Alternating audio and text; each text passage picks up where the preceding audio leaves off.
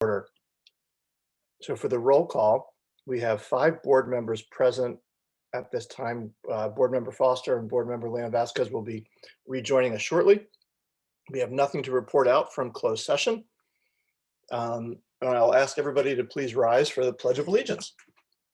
And feel free to repeat after me. I pledge allegiance to the flag of the United States of America and to the republic for which it stands, one nation, under God, indivisible, with liberty and justice for all. Okay, do I have a motion to approve the agenda as submitted? So moved. Moved by Richard, seconded by Lori. Are there any changes or anything, any motions to, it's a very short agenda. Seeing none, I will do a roll call. Jennifer? Here.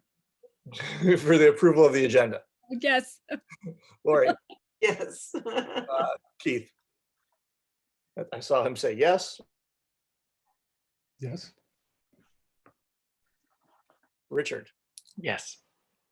And again, and I'm a yes as well, so that it, so the agenda passes.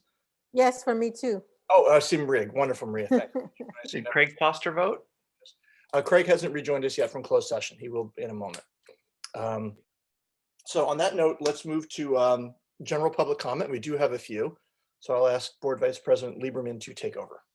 We have, looks like 5 public comments.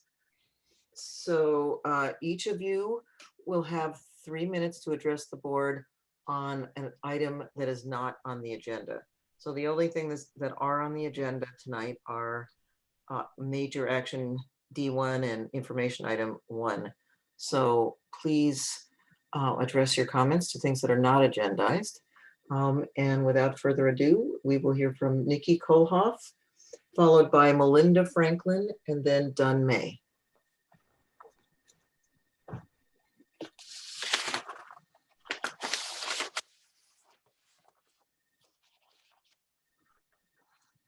He's logged in yet.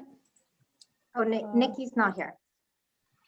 Oh, she's not. Okay. Okay. Okay, so let's go to Melinda Franklin, followed by Dunn May, then Tracy Hom and Esther Hickman, and those will be our general public comments.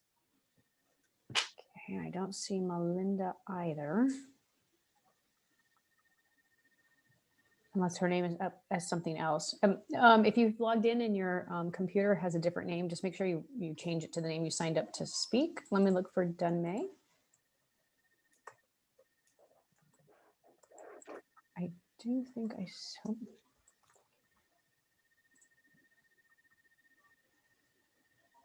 I see someone named May, could be her, but I can't seem to unmute.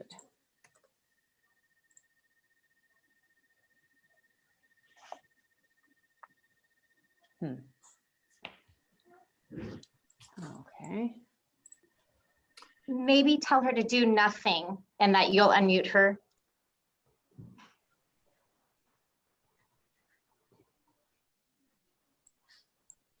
Let me see if Tracy. I do see Tracy. Okay, well, let's start with Tracy and then go to Esther Hickman. And then we'll do a last call for the others and then we'll move on with the agenda. Tracy, are you there? Can you unmute? Okay, so I've been in this community with 2 daughters in the school since 1998. We went to Roosevelt, Lincoln, and Samo High. Since 1998, we have been asking to have better bathrooms and safe and clean toilet areas for the kids. It's never been addressed. And you can contact Jerry Harris, who was the principal at Roosevelt for over 20 years, and he will tell you that people have been complaining since 1998. The bathrooms were so bad that girls would come home and say that they didn't go potty all day because it was not safe and not clean. I find this appalling. I also find it appalling that now all of a sudden people are going to address the bathrooms. We've spent almost what I understand to be $1 billion and we still don't have decent bathrooms. It's just not acceptable. What the kids want, all I keep hearing from people who talk on behalf of the district on Facebook, is that the kids want all of this construction. What I hear the kids want is they want clean and safe schools, clean and safe bathrooms, better internet, and good teachers like Jeff Halls, Mr. Okla, Miss Milwee, Mr. Fulcher, and Mr. Blatz. A whole generation has gone to these schools that have been torn up. I just don't think it's right. And I'm not angry, I'm sad. I'm sad that this school district that I've supported since 1998 is doing this, that they're spending all of this money that now the people in Santa Monica are going to pay for 30 years. And I'll tell you, the problem is who you consider to be your stakeholders. Your stakeholders are all your residents, whether or not they still have kids in school. One of the people who always talks on behalf of the district said, well, Tracy, your kids didn't speak up when they presented the plan. My kids were in Connecticut and Rhode Island at college. No, they didn't speak up. They were going to college. None of us knew about it. When the first bond was put through, we were told that was it. That was going to be the money that was spent. Now it's over $1 billion and you're not going to be done. And taking down the history building, I really believe that it could be refurbished. And when someone puts on Facebook that, oh, well, there was a girl who couldn't get to her class because she was in a wheelchair, well, of course we all are worried about people that are disabled. Of course we are. But that doesn't mean that you take down a building and spend $100 million instead of finding a way to accommodate the disabled. I can remember when my daughter was on crutches, how hard it was to get around the campus. I remember that. I represent clients every day who have to deal with the ADA. There are other ways to deal with these things. Thank you. Thank you, Tracy. Esther Hickman.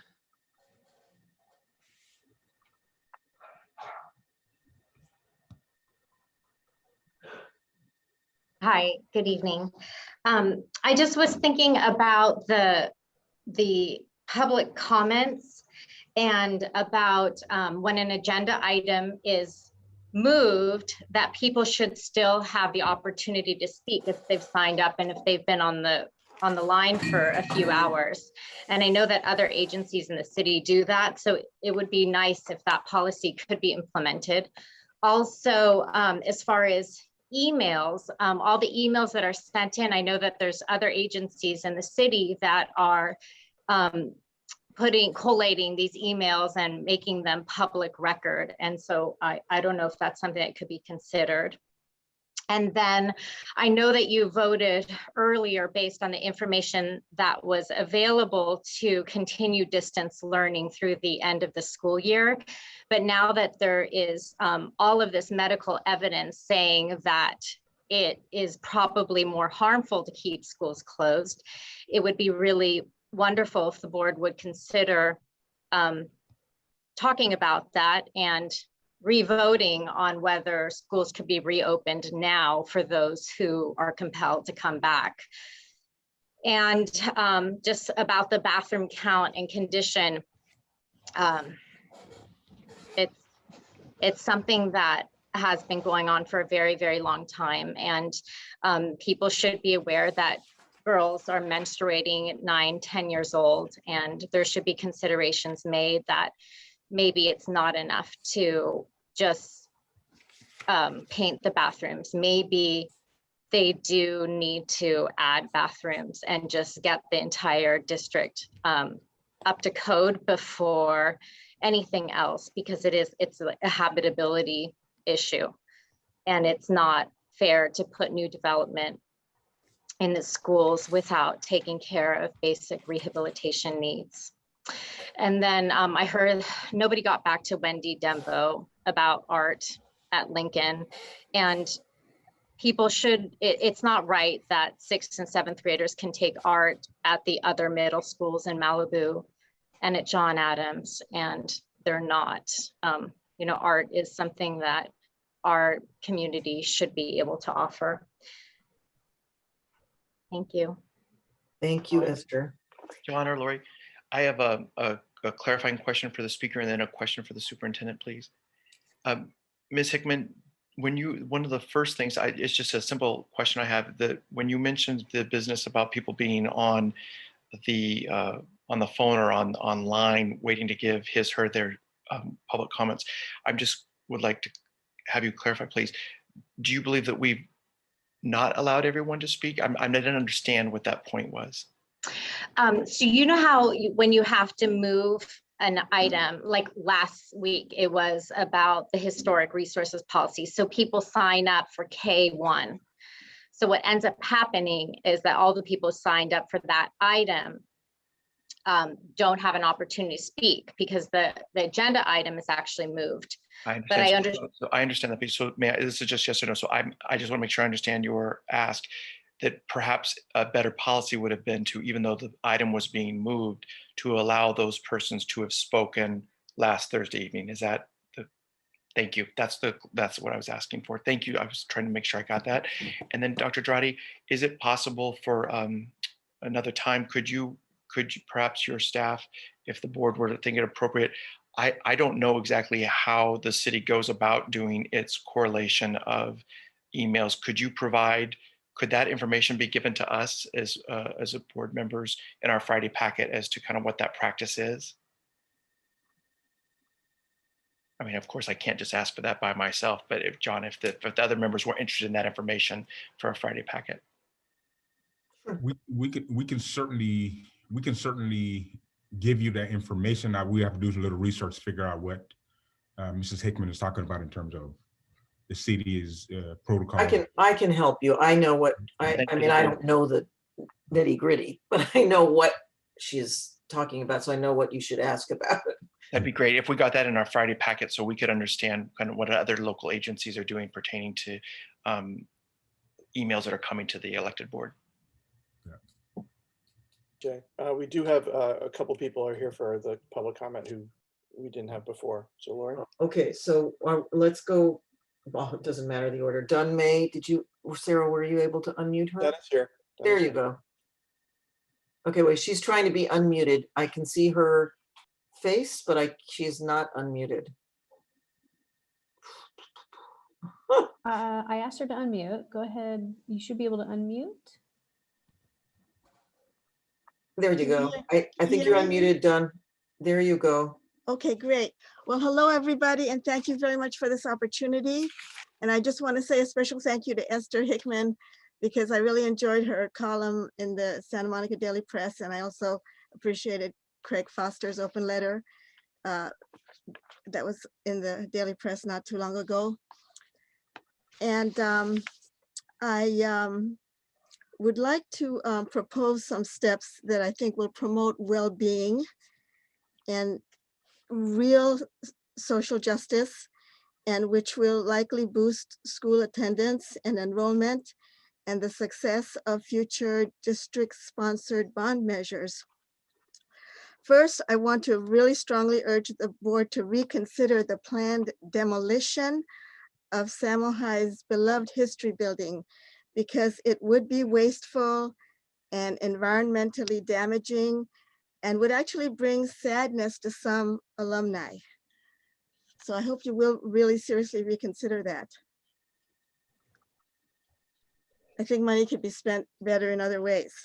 I also want to advocate for some really simple steps that would promote health and justice. Number one, let's promote more whole food, plant-based options that would promote social justice, because currently low-income families are less likely to adopt a balanced whole food, plant-based diet, which reduces the risk of heart disease, stroke, infections from life-threatening antibiotic-resistant superbugs, the coronavirus, and early onset puberty, while promoting proper weight and classroom calmness.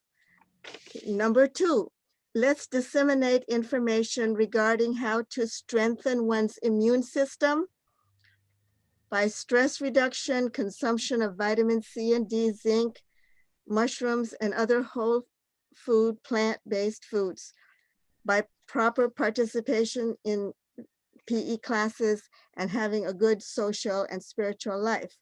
Number 3, let's make sure school windows can be readily opened. Soap is available where appropriate, and children are allowed to use classroom sinks for hand washing before lunch. Number 4, let's reduce children's exposure to radiation from wireless devices, especially those using 5G technology. Lower income families are less likely to have a wired phone, an analog or non-smart computer, non-smart electric meter, excuse me, and also not have a wired computer. And they're also less likely to have an analog gas meter.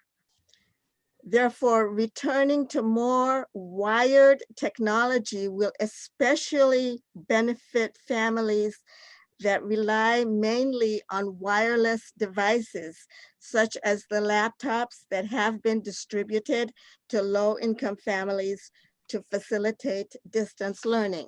The speaker's time is up. Thank you, Dawn. I just had a little more. Can I finish? No? You can send us your complete comments because I can see that you have them in writing, and we will Okay. read them. Okay, all right, thank you. Thank you very much. Melinda Franklin and Nikki Kolhoff, if either of them are here. Melinda's here. I saw her. Okay. Oh, hi, sorry. Oh, there you are. I got lots of kids in the background making noise. Anyway, nice to see everybody. Thanks for having the time to listen to me. I emailed you all today as well. Maybe you saw my note, but I've been a little quiet because I felt pretty good after the December 17th board meeting. I felt like although DL Plus wasn't what I really advocated for, it felt like the board had approved a DL Plus with like a meaningful DL Plus that I felt comfortable with and I felt optimistic about. That plan that you approved had 2 key components: DL plus 2, meaning 2 on-campus opportunities a week, and no cuts to synchronous time. And unfortunately, I'm back here tonight because it looks like those principles are not being followed. And I'm super concerned about that. And it's not just me as myself as a parent, but lots of us are concerned about that. We're hearing, and this is the site plans that are going forward, I agree with that sites should have an opportunity to have flexibility at their site and come up with their own plan. But the point was there was supposed to be a district minimum so that all kids got at least something decent, which was the DL plus 2 and the no cuts to synchronous time. I'm hearing, and Dr. Dottie can comment on this, I guess, is that on-campus opportunities are going to need to be paid for by kids by sacrificing their synchronous time with their beloved teachers, which their synchronous time is the live teaching time, which is really the only valuable time they get during the day. Asynchronous time is homework. Let's be clear about that, euphemisms aside, and giving homework is not real teaching time. That's why we don't just give kids a bunch of homework, especially elementary school kids. And so I'm very concerned. If you cut synchronous time to make, to accommodate these on-campus opportunities, DL plus becomes DL neutral for kids who actually show up to school, and it becomes DL minus for kids who can't come to school for some sort of personal issue in their family. And that's not fair, and that's not what we promised parents. We promised them DL plus. It was supposed to be additive. As several of you said on the December 17th board meeting, plus means plus. It seems sort of obvious. It's supposed to be incremental and additive and something more for the kids. I have heard some practical concerns. Well, we have to cut the time to make time for the afternoon on campus, but the synchronous time doesn't have to be added back necessarily that same day. It should be during the week. We can add it back on another day so that you can have a little bit more time on a non-on-campus opportunity day. For example, if kids are coming on campus for 2 hours on Tuesday, and there has to be an hour cut of synchronous time to accommodate that, you can take 15 minutes and add it to the end of the other 4 days where there's not an on-campus opportunity. This doesn't seem like a real stretch for the district because we actually had 15 minutes more in our school schedule when we started the school year, and 15 minutes a day was cut in November as an aside with no notice or input from parents as far as I'm aware. Certainly it was a shock to me on Sunday night when I received an email that it was going to be cut starting the very next morning. So Speaker's time is up.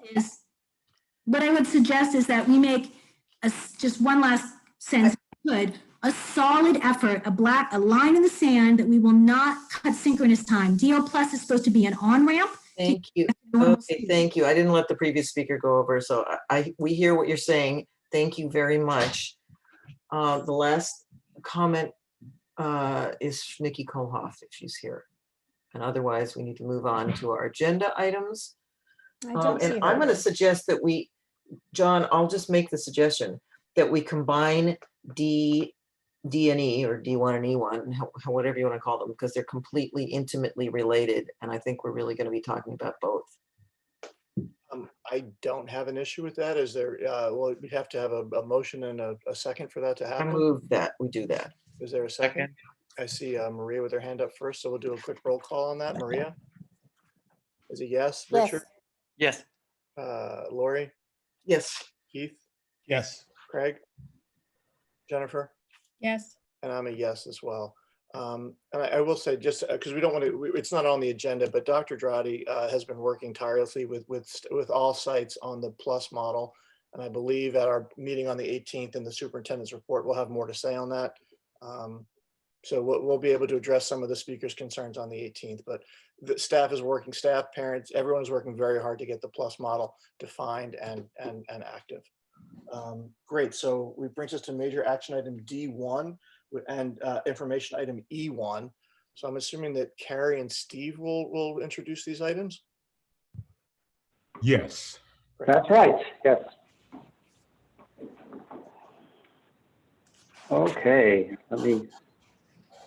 hello, Board of Education, Carrie Upton, Chief Operations Officer, and I will be joined by Steve Massetti, our Bond Program Manager.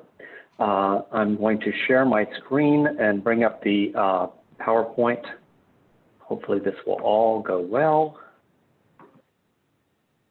Okay, can everyone see my screen? Yes. Yes, okay, I see a thumbs up. That is what I needed. Okay, one moment. As I get myself set up here. All right. Okay. Historical resources.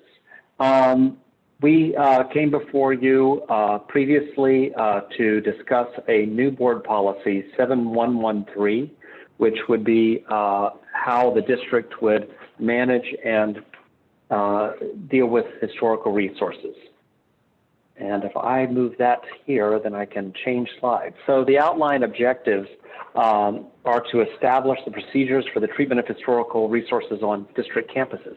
I was asked when we brought this back to actually go through the policy in detail. So this is going to be a little long and I'll be reading a lot of things to you, but that was what I was asked to do as opposed to just do a general outline.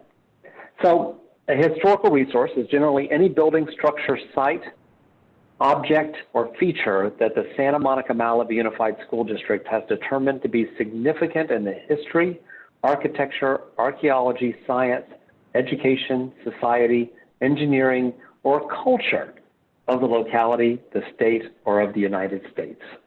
This is what we're talking about is historical resources. It's not just buildings, but it's mostly buildings, sometimes objects. So our purpose, as far as the purpose, we're committed to a number of things, and I'm going to go through these bullet points relatively quickly. I'm going to go slowly so I don't have to read every word, but y'all can read some of the words. First, we're committed to engaging qualified professionals. These are people with historical resource experience, and that these professionals will help us prepare an inventory or a listing of all of our historical resources at each of our campuses. We will initiate those inventories prior to or at the onset of planning and the design process. So in some places we're already in process. We will jump into those as soon as we can and begin working on developing those. On others, we've already completed it. Where the campus plans are in process, initiating the historical review in a timely manner, and what sort of works. Where campus plans have been approved in public proceedings and SMMUSD has completed the CEQA compliance process, those are final binding decisions and no further investigation or inventory will be undertaken. However, the historic resources identified in those studies shall be added to that school's inventory. And one of the things we are doing is we're creating an inventory for each school as opposed to an inventory for the entire district. We're committed to satisfying all legal obligations, which we must through the California Environmental Quality Act, CEQA, National Environment Protection Act, NEPA, and the National Historic Preservation Act, the NHPA. We love our acronyms. We are committed to engaging architects and engineers with demonstrated preservation expertise to consult and guide the planning process where it is appropriate. So where we've identified a resource, we will then match that or engage or add to our architect base the potential of supporting that with people who have demonstrated experience. We'll consult with third parties, including the Santa Monica Conservancy, which we've consulted on this policy, when potential impacts are identified. We will renew our efforts to engage the school and the broader community throughout the process and design. We already really work to do that, but we'll make sure we're really engaging and renewing and getting as many people to participate as possible who really want to participate. We will encourage, where it's feasible and warranted, the rehabilitation and adaptive reuse of identified historical resources, consistent with the standards, Secretary of Interior standards. And this is also when consistent with our educational goals. And we will foster awareness and appreciation of historical resources. And through some plaques in cooperation with the Conservancy, also through some educational programs, which we're already talking about. So we'll try to expand our educational programs into the study of the history of our school facilities and our community and their preservation. These would make really great project-based learning opportunities and a lot of curriculum there, and members of the Conservancy are willing to work with us on that. We will feasibly mitigate impacts to the historical resources and create while we create new learning environments as science and methodology as science and methodology of learning evolves. So we're trying to create our best spaces for learning, and we'll do that as we can around the existing spaces that are identified as historical resources. We will maintain and repair our historical resources on the campus, and we'll strive to meet our sustainable environmental goals, which could include historic preservation and adaptive reuse by continuing the use of historical resources. So those are all of our goals, and that's what's set out in the board policy. I'm now going to turn to talk about the administrative regulation, the IR. Usually the policy is the why, and the AR is the how we will do it. So it's in some ways how staff is interpreting what the board policy is to make sure that we're doing it appropriately. So first thing off is the identification of historical resources. So the historical resources inventory will be developed for each campus to provide clarity and certainty about which structures or features are considered historical resources. So we'll work with qualified historical resource consultants to survey each campus. We'll use the criteria in the National Register of Historic Places and the California Register of Historical Resources to identify the historical resources. I'm also going to talk about the criteria under the landmarks in a minute. I'll come back to this, but this is what we had prepared previously for you.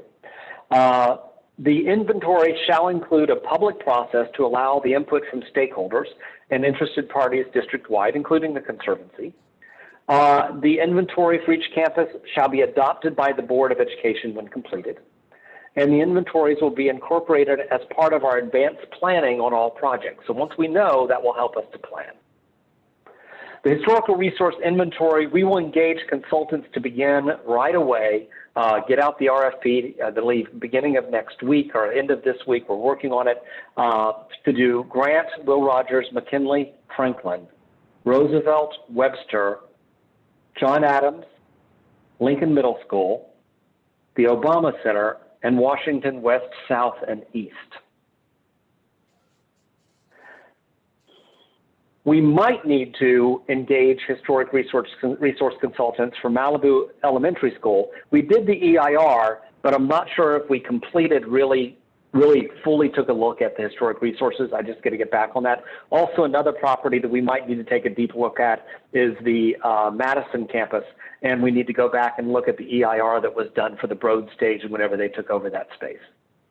The Facility Improvement Office will not need to engage historic resource consultants but to create a new inventory, but we'll take the inventory from previous work to create an inventory, such for Edison, which is a new construction, Muir Smash, which is a relatively new construction, Samo High, which already has completed the EIR. We will mix that into their inventory, and Malibu High School and Cabrillo, which their EIR is already in process, and we've already engaged historical consultants as part of the EIR process. In consideration of potential effects to historical resources, consistent with our duties under CEQA, we will consider what those effects are, conduct a thorough investigation and analysis, and determine whether the historical resource in question can be retained, rehabilitated, reused as part of any new project in a manner that's consistent with our educational goals and the project objectives. The interior standard shall be applied to all works that are identified as historical resources, and CEQA requirements will be followed. So we're committed to following the appropriate law as we should on these things. We're going to engage the community, really commit to them, commit to getting the community engaged in the resource inventory process, and also as we go through our design process, our CEQA or EIR process, whatever we have to do as far as our appropriate CEQA. Interested parties will be invited and encouraged to participate. We really love our participation every time we get it. And prior to finalizing the inventory, we will communicate to interested parties and review those findings. And we will take comments that are received on the EIR or negative deck or mitigated negative deck. All of those things, we'll take those as comments to help us understand how these resources shall be treated.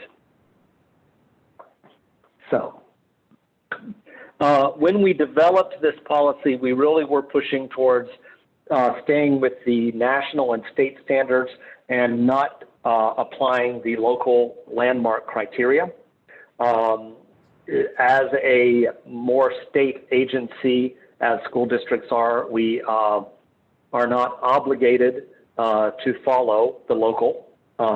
However, there's been a lot of discussion, and it was asked, and we had this prepared for us, a comparison of the local criteria with that of the National Register of Historic Places and the California Register. Stan Barankovich, who from Orbach, Huff, Suarez, and Henderson, who might speak a little bit later, or he's here to answer questions, helped prepare this for us. So, Landmark 1, Criteria 1, it exemplifies, symbolizes, manifests elements of the cultural, social, economic, political, or architectural history of the city. So the criteria could be a little more expansive than either of the national or the state standards. So mostly we're going to speak about whether it's more expansive, whether it's included or not mentioned. So this is in some ways could be used as an expansion, particularly around the cultural heritage and cultural history. Social history, political history, and architectural history are not mentioned in the criteria, in the national and state criteria. And the criteria could also be more significant in that it doesn't use qualifying words like significant, distinctive, or important. And because of that lack of it, it becomes a little more subjective. The criteria 2, it has aesthetic or artistic interest or value, or other noteworthy interest or value. Aesthetic interest or value is not mentioned, and the criteria could be a little more expansive, and that includes artistic interest or value, whereas the national and the state require high artistic values. Also, the noteworthy interest of value is not mentioned.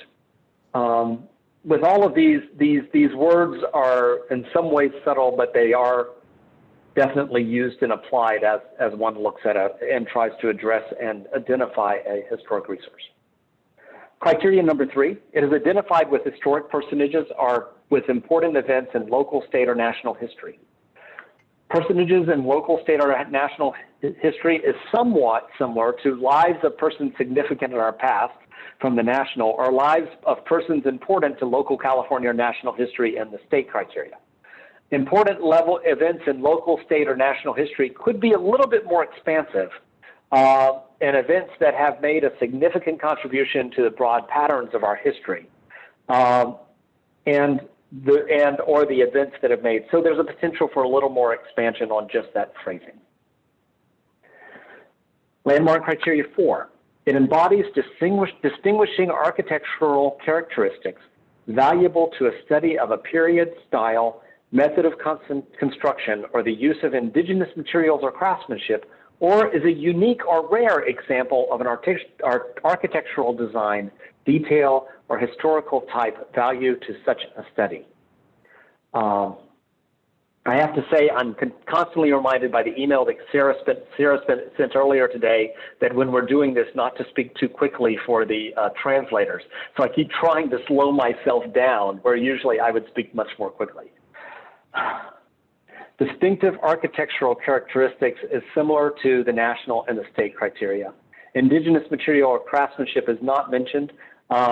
It most likely will not be something we would encounter. Unique or rare example of architectural design, detail, or historical type is not mentioned. So that's a little bit more expansive. Criteria number 5, it is a significant or a representative example of the work or product of a notable builder, designer, or architect. Notable builder, designer, or architect could be more expansive than associated with living persons significant in our past, or associated with the lives of persons important to local California and national history. Notable builder, designer, or architect could also be more expansive than the work of a master, which is set forth in the national and state criteria. Criteria number 6. It has a unique location, a single physical characteristic, or is an established and familiar visual feature of a neighborhood, community, or the city. Unique location is not mentioned. Singular physical characteristic is not mentioned, and many resources that are not historical resources, including but brand new buildings, could satisfy this criteria. Even the Samo High Science or Technology buildings. Established and familiar visual criteria, visual feature of a neighborhood, community, or a city is not mentioned, and this is another one that has a little bit of a challenge. All of our schools, any part of our schools, potentially are familiar and feel established in our neighborhood. Even some of our ancient bungalows. So that one is a little more expansive. So that's what's in the BP, that's what's in the AR, and that's a discussion around the local criteria. Are there any questions? I see Lori with a question, but I would love the screen back, Carrie, because I can only see a couple board members. I will give it back to you as soon as I find it. Great. So I see Lori with other board members. And I can see other people too. I have a few questions which are more in the vein of confirming what you've said and also hoping to help you explain how this works in a more practical way, Lori, so everybody understands that. Lori, before you continue, I should say that this is clarifying, correct? Yes. Okay, wonderful. Thank you. I mean, yes. So my first question is, can you basically walk through the process that occurs when a resource, building or otherwise, ends up on a historic resources inventory for a campus. How does it get there? What does it mean?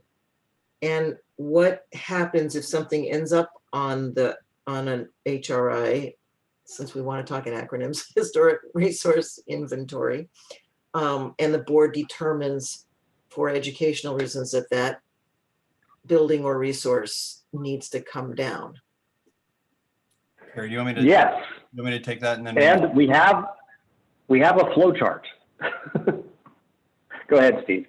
Sure. So, I mean, I'll walk through the process, and then maybe Stan can talk us through what happens in this part. So, the way things get put onto the HRI, you know, we will hire a historic resources consultant, and they'll examine and document the design style and condition of the buildings on each of our campuses. They'll look into things like who was the architect for each building, and you know that relates to both the state and the local criteria, frankly, that Carrie mentioned about, you know, masters in the field.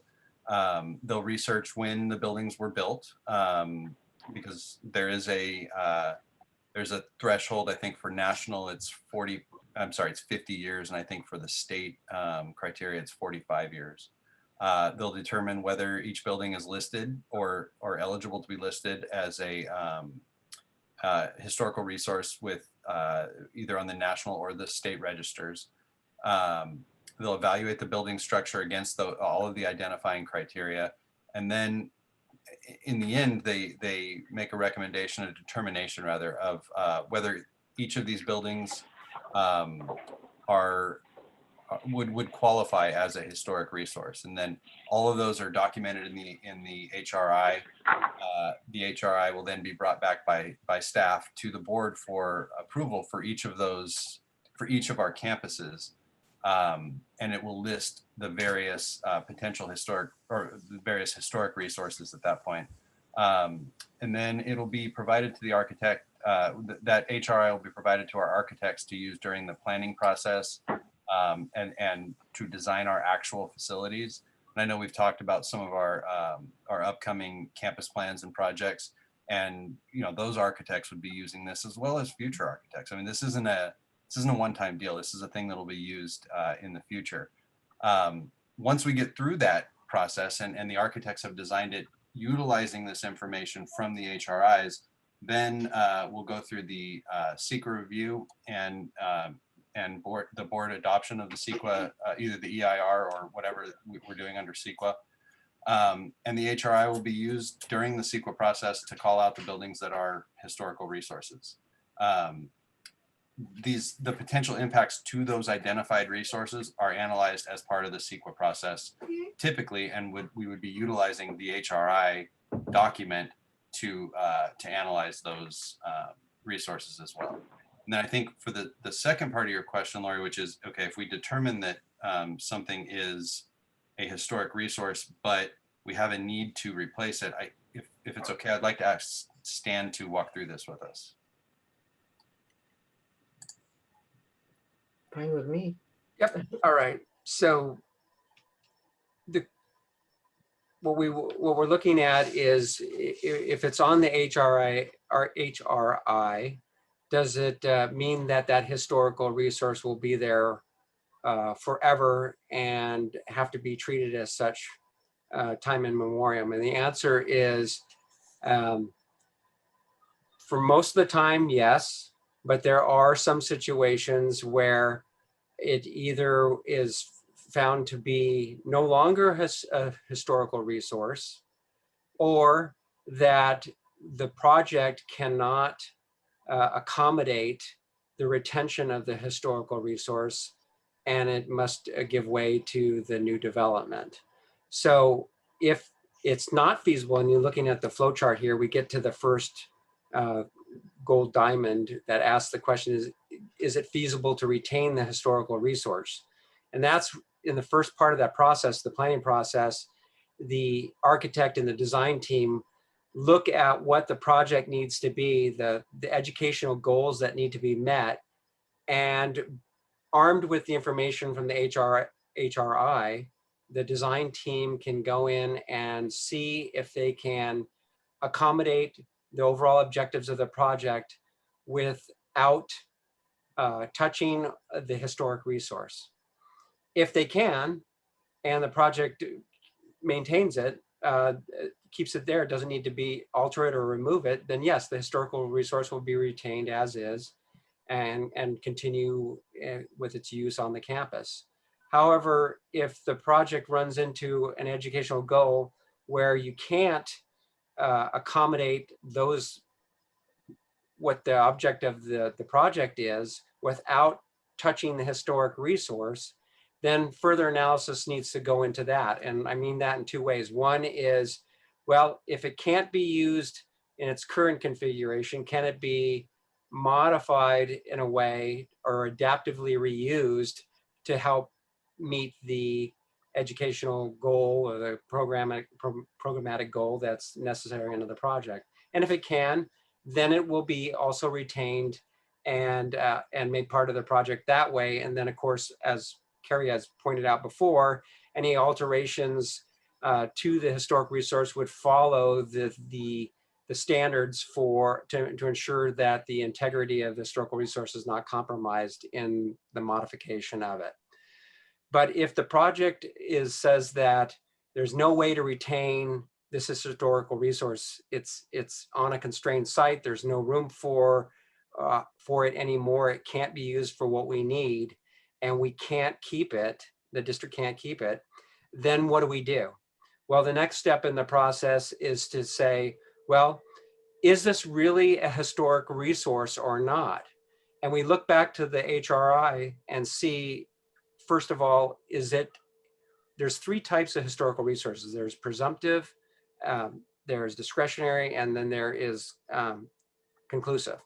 The conclusive historic resources are those that are actually on the list of the national or the state of California list. And they must conclusively be dealt with as historical resources. There's nothing to do with them except the fact that they are historic resources and treat them as such. However, in the situation of a presumptive historic resource, a discretionary resource, and the presumptive is, for example, a resource that's identified, a building that's identified in the landmark code of the Santa Monica landmarks provisions. If it's identified as a landmark there, that's considered a presumptive historic resource. And the district either during the planning or the secret review could reanalyze that and determine through additional substantial evidence that wasn't evaluated before or changed circumstances that it no longer is a presumptive historic resource or no longer or was improperly designated as a historical resource in the beginning. The second category, or the third category, I should say, is the discretionary historic resource. That's the one where the district itself has evaluated and said on its own discretion that it is a historic resource when the resource is not listed in the national register, not in the California register, and not identified at a local level like with Santa Monica. We still have, the district has that ability to declare a resource as historic. And if it's been done so under the HRI, then it too could be relooked at and determined whether it really is a historic resource or not for our purposes. If it is not, if it is no longer a historical resource, or there is substantial evidence that it should no longer be a historic resource, the district can muster through its consultants the additional information, the substantial evidence to prove that that presumptive discretionary resource is no longer historic, and it can be treated like a regular building and demolished. However, if you cannot do that and you don't have the substantial evidence, or it's a conclusive historical resource, then the only way in order to demolish that building is to prove that it's infeasible to retain. And if it's infeasible and if you can prove that, then you can go through the EIR process, disclose that fact, provide the information on why it's infeasible to retain, and then certify the EIR and adopt a statement of overriding considerations. The statement of overriding considerations provides the information to say that there's other considerations that that are more important than the fact that we have an unavoidable significant impact, and in this instance, the demolition of a historic building. And so if the educational process is paramount and we can't live without that program, then the historic building would then be considered ready for demolition after certification and adoption of the statement of overriding considerations.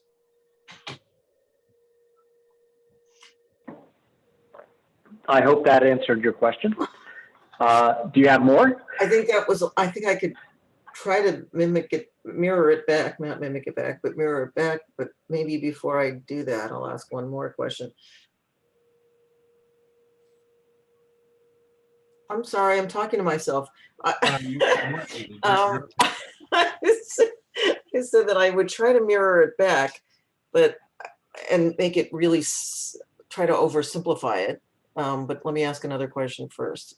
I want to make sure I think I understand what you're saying, and I'm hoping that this helps the board, because I know I'm a little more familiar than other people are about this just because of what I've done in my past life.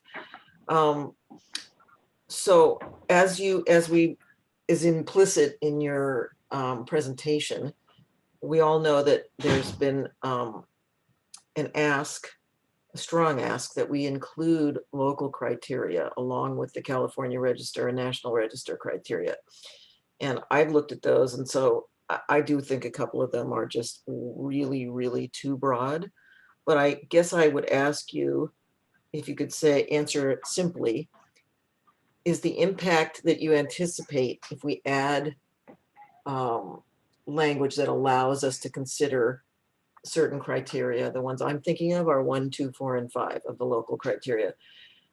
Is what you anticipate the same process that you just described is what occurs, and what you would expect is that since you've added in some arguably broader and more localized standards, that you might have more things that appear on the HRI, but the process would otherwise be the same? The process would be the same, except for the consultant would then be considering whatever local criteria, all or a subset that you choose, as making his or her evaluation and determination of whether it is a discretionary historic resource or not. And then the answer to your second question is yes, the local criteria can be interpreted to be more expansive and identify a building or a structure as a historical resource, which would not otherwise have been so designated. And I think it's actually fair to say that it is more expensive. If it wasn't, if the local criteria were consumed by the state criteria, we wouldn't be having this discussion. There's a reason that we're being asked rather to add the local criteria, and it is likely that it will be. It's certainly more expensive. It's likely that it will add projects, but I think Stan has answered the entirety of the rest of the question. Okay.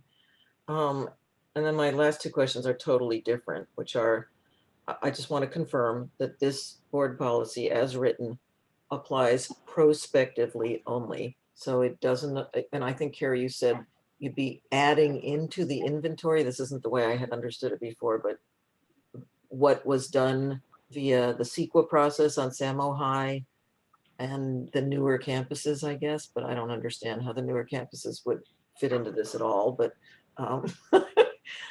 I guess my primary concern was about Samo High, that this doesn't open anything because that's all been determined. And my final question is, and this is partly a question that I think could be informed later in discussion by Craig about whether this is needed or not. But my question to you is, if we decide that this is not appropriate criteria to apply to Malibu schools, can we just split that out or somehow leave a designated space for a Malibu part and say somehow in the board policy and the AR, this strictly speaking applies to Santa Monica only, or some version of that. Carrie, do you want me to take that? Yeah, I was going to answer the first part of the question, then I'll hand you the second one. How's that? Yes. The first question is that the environmental impact report that was done for Samo High as part of the Samo High campus plan does list a number of historical resources. And those that are listed, we are absolutely going to put on our inventory for Samo High, and we will treat them appropriately. And then as to the newer campuses, Carrie, I think although it was in the same section, I think the answer is they're new, so they don't need to be reviewed for historical resources. Yeah, we were stating which ones don't need to have a new inventory created. Okay, Right. I got a little confused. So Yeah. I think it was just the way it was written. It looked like they were all lumped together, but Yeah, for new campuses, you don't need a historic resources inventory. that's what I And thought. for- Okay, Right, and for campuses where we've done that as part of CEQA, as Carrie said, we will list those as though they have an HRI done, but we aren't doing an HRI because that's been done as part of CEQA. So your final question about Malibu, my recommendation is if the board were to determine that it was appropriate to add additional local criteria, either all or part of what has been requested, I would suggest that we do that for, these are Santa Monica Landmark Commission criteria. I would suggest we do it for Santa Monica schools. For Malibu schools, I would suggest that they are to be excluded from the local criteria. However, we should say that knowing that we probably have a little research to do and we can reach out to Malibu on this, but if Malibu has similar criteria, we would want to review those and make a recommendation to the board that we would later revise the AR to deal with Malibu and Santa Monica separately. But as it stands, these are Santa Monica criteria. They should apply to Santa Monica schools. so you just mean the local criteria. You don't, I was really talking about the whole thing, to tell you The the whole truth. thing, I think, look, I mean, we're one district, so I think we would apply the board policy will apply to everything. The AR is the only thing that could potentially change if the board asks us to modify it. But I think for the BP, it applies to everything. For the AR, the state and national criteria apply to everything, and local criteria for Santa Monica would apply to Santa Monica schools. Okay, thank you. Sorry I didn't mean to monopolize the clarifying questions. So I've got Richard with a clarifying question, then Keith with a clarifying question. And remember, again, we're on clarifying still because we do have public comments. Richard and then Keith. Thank you, John. I just want to say my clarifying questions were addressed now by our colleague Lori, just so Stephen and Carrie know that I was going to ask the question about Malibu with regards to the local. So thank you for that. And then also the business about the kind of the permissive nature and the things with the local standards. And so I look forward to being able to talk more in depth and about some of these substantive issues when we get to our deliberation. Thank you. Great, thanks, Richard. Keith? Thank you. My clarifying question is really related to best practices and perhaps precedent. Can you provide some idea about perhaps how often local criterion finds itself manifested in either state or national standards? So, I mean, it's a good question. Part of that, I think we would need to do a little more research on. But one thing I can say is that we've done research on other districts that have tried to undertake some form of historical resources policy. And it may not be a board policy like we're considering, but for example, LAUSD, which has done a significant amount of work on historical resources, their context statement, which is the document that they've created, has specifically excluded local criteria. It is exclusively for state and national criteria. Now, I think though your question was probably not about that. It was more like, you know, for using the state criteria, and three of the 4 state criteria do require us to consider local considerations. And if I'm understanding you correctly, I think your question was, how often do local considerations actually dictate that something become or be designated as a historical resource? Is that correct, Mr. Coleman? Yes, state and national matter, right? Sure. Stan, do you have any input on that, or is that something that we would just need to look into? And Mr. Coleman, if it's okay, we may need to get back to you on that. Yes, that's fine. Thank you. Yeah, we don't have any data or research on that. Actually, we would have to turn to some of the consultants to be able to put together a report on that, because that requires diving into each historic resource and figuring out which criteria was employed to identify it as a historic resource. And that, you know, there's lots of historic resources out there, and a lot of evaluation that goes into them. So yeah, each one would have to, the sky's the limit, but we could certainly find, you know, do a survey of certain areas, but that would have to be analyzed by a historical consultant. And very quickly, secondly, do you have any ideas to when LAUSD perhaps codified this this initiative of not having local criterion in their context statement? Sure. So it started in the early 2000s. They did their initial context or they started whatever the predecessor is to this context statement, and then the context statement, I think, was issued or published in, it's either 2014 or 2015, and forgive me, I don't recall exactly, but it was as recent as, say, 6-7 years ago that was their determination. But in fairness, that was consistent with their prior position of not including local criteria. Thank you. I can say that the school districts that I've been involved with do not include the local criteria analysis. Are there any more clarifying questions from board members right now? All right, seeing none, I will ask Board Vice President Lieberman to introduce the public comments for this item, please. Okay. We have 4 people who have asked to be heard. So each of you will have 3 minutes to address the board on the combined board policy and administrative regulation. First speaker is Ruth Ann Lehrer, followed by Nikki Kohlhoff, and then Mario Fonda Bernardi.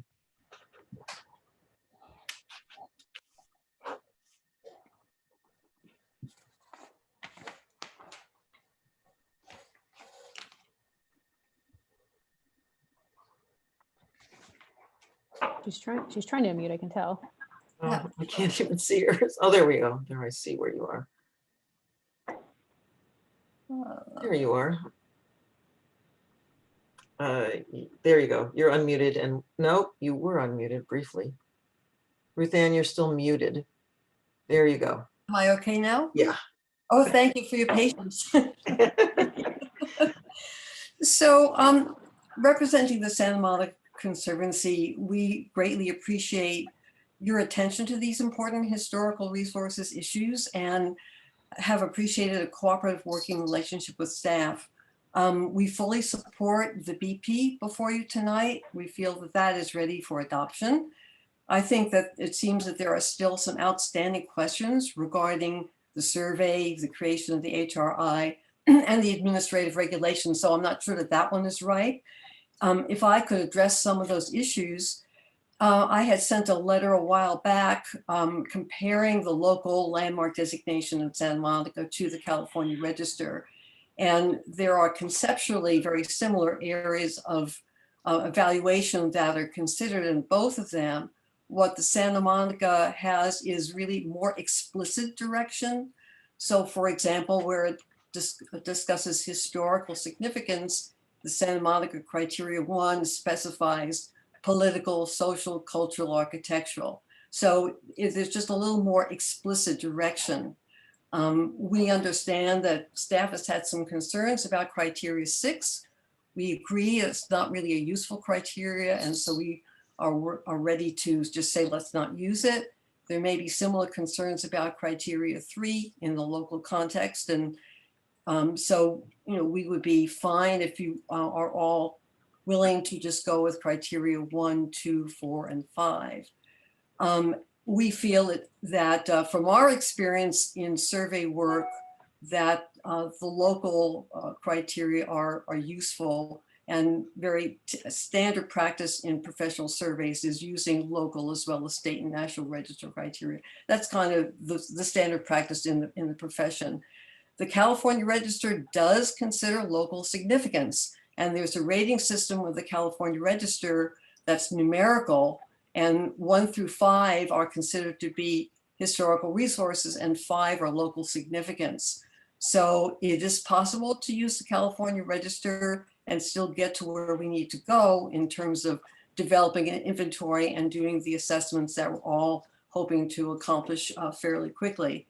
So I'm not quite sure where we are right now in terms of getting the language right in the AR. Maybe it's still a discussion item.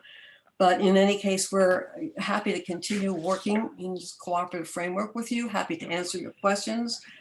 And I just have to acknowledge too that one of the reasons that we're here tonight and we're moving forward with historical resources is there have been many voices in the community that have spoken out about the history building.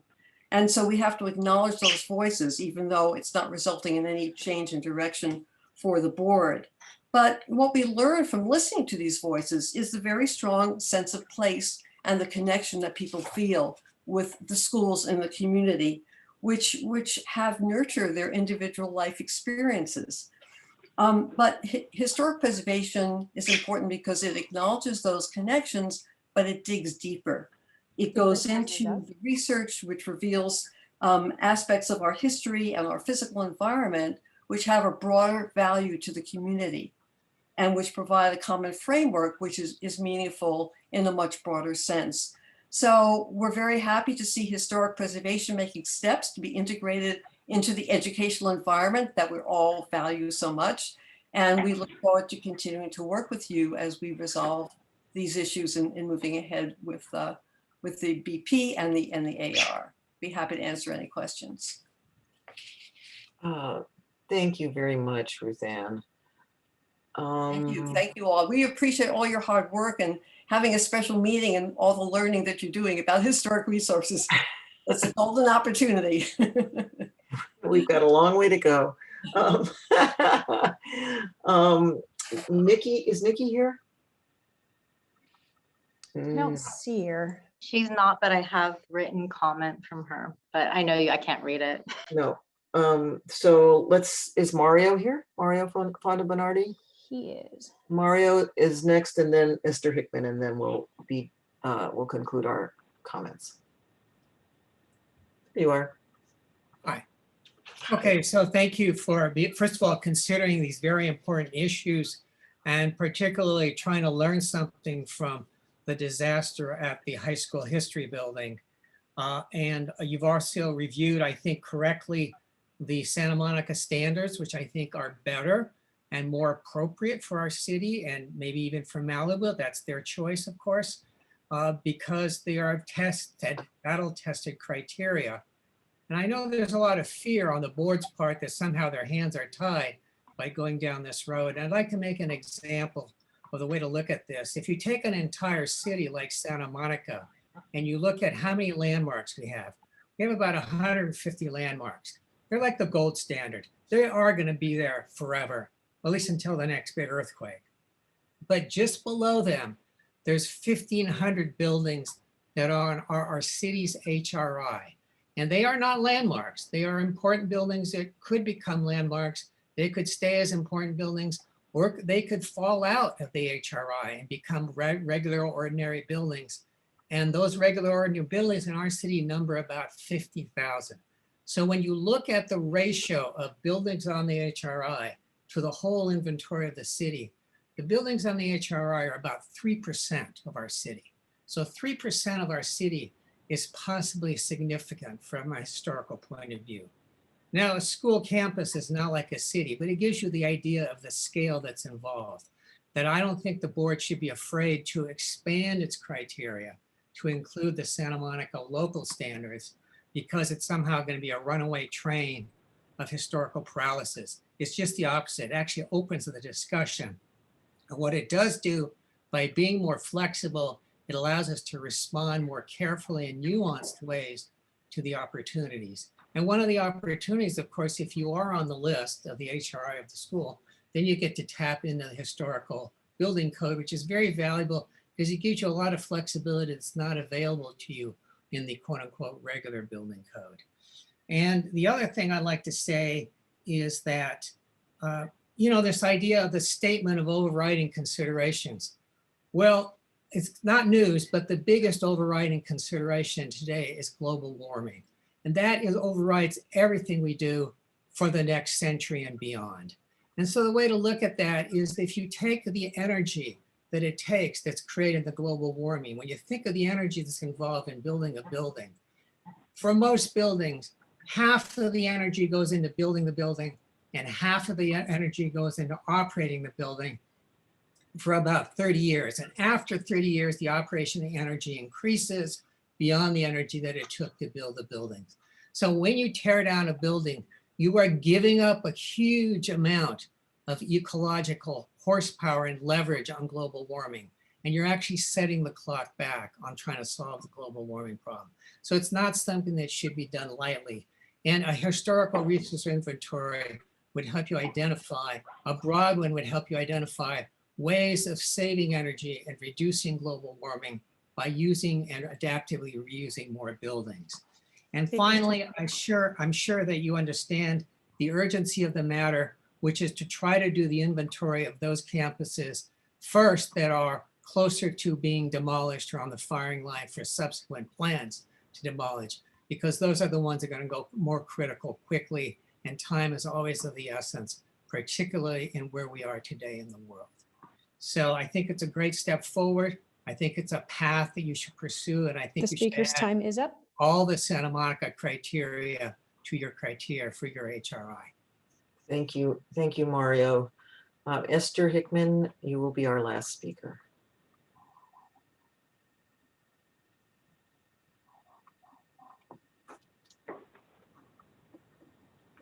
Sorry about that.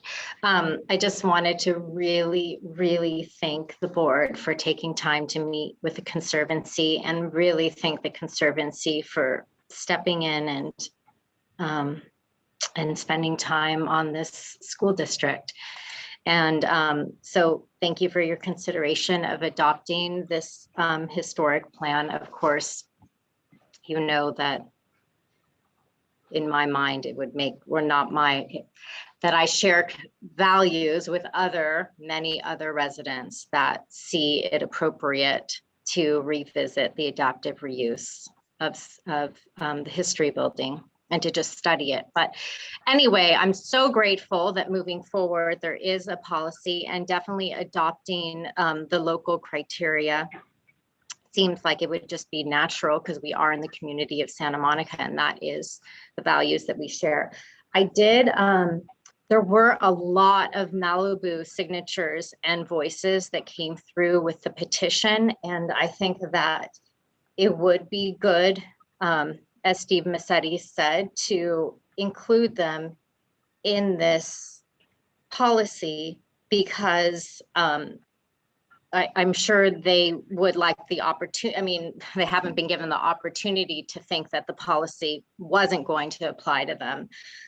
So that's just my thought, is that there are a lot of shared values, and actually somebody from Malibu called me 2 nights ago to let me know that a really cute building, I wasn't paying attention exactly where it is, but it's slated for being demolished right now in Malibu.